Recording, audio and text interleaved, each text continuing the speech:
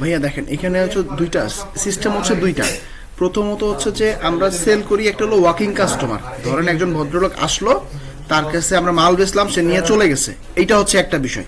সেই ক্ষেত্রে আমরা রিটার্নটা যেভাবে করি, এই যে ধরেন আমরা সবার আগে যাবো হচ্ছে রিটার্ন রিফান্ডে গেলাম, যাওয়ার পরে হচ্ছে গিয়ে রিটার্নেবল প্রোডাক্টে ক্লিক করলাম, করার পরে এই যে ধরেন এটা হলো ওয়াকিং কাস্টমার, তার কারণ নাম ঠিকানা ফোন নাম্বার সে র্যান্ডম একটা প্রোডাক্ট নিছে, ঠিক আছে। আমরা এই কাস্টমার খুঁজে বের করতে হলে আমরা ইনভয়েস দিয়ে খুঁজে বের করতে পারবো, ফোন নাম্বার নাম দিয়ে, ফোন নাম্বার তো হবে না কারণ তো আপনার হচ্ছে ওয়াকিং কাস্টমার, ওই ইনভয়েস নাম্বার দিয়ে খুঁজে বের করতে হবে অথবা তারিখ দিয়ে। এরপরে হচ্ছে আমরা রিটার্নে ক্লিক করব, করার পরে এখানে দেখেন কি কি অপশন আছে। প্রথম হচ্ছে অ্যাকশনে ক্লিক করতে হবে, তারপর হচ্ছে রিটার্নে একটা ক্লিক করতে হবে। এক্সচেঞ্জ আমাদের এখানে কাজ করে না, এক্সচেঞ্জ কোনো অপশন নাই। সো রিটার্ন আমি দিলাম, দেওয়ার পরে এখান থেকে এক পিস আমরা রিটার্ন করতেছি। এইখানে এইগুলো যা অপশন দেখতেছেন, total gross, sub total, extra fine, what ever it is, এখানে যা আছে সব অটোমেটিক্যালি বসছে। এখানে আপনার কোনো কাজ নাই, আপনার কাজ হচ্ছে একটা নোট, আপনি নোট লিখতে পারেন কেন কি কারণে এটা হইলো, ঠিক আছে। লিখলেন, লেখার পরে এখানে তারিখ যেভাবে আছে জাস্ট সাবমিট করবেন। তার আগে আপনাকে একটু দেখাই এই প্রোডাক্টটা কত পিস আছে এবং কি অবস্থায় আছে। আমি এই যে প্রোডাক্টটা কপি করলাম, কপি করে এই যে প্রোডাক্ট স্টক ওপেন করলাম, করে আমি এখানে সার্চ করে দেখে নিব প্রোডাক্টটা কতগুলো আছে।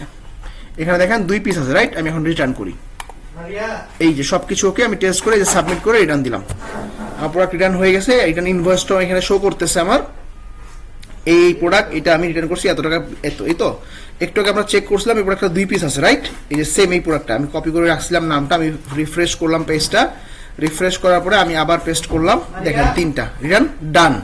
এইটা হচ্ছে ওয়াকিং কাস্টমারের জন্য একদম সহজ সুন্দর সিস্টেম।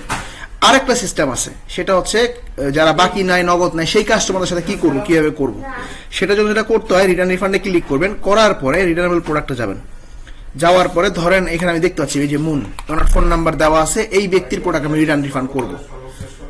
আমি রিটার্নে ক্লিক করলাম, করার পরে এই যে অ্যাকশনে ক্লিক করলাম, রিটার্ন, এই সব প্রসেস সব সেম। এইখানে এখন প্রসেস, এখন কাস্টমারকে টাকা ফেরত দিবেন কি দেবেন না। যদি টাকা না দেই তাহলে এই টাকাটা ওনার ব্যালেন্সে জমা থাকবে, তার এগেইনস্টে উনি যে পণ্য নিবে সেটার সাথে ব্যালেন্স অ্যাডজাস্ট হবে। যদি সে বলে না আমি কিচ্ছু নিব না, আমার টাকা ফেরত দেন, তাহলে আমরা এই 1980 টাকা দিয়ে দিব, দেখেন 0 হয়ে যাবে, এই যে শেষ।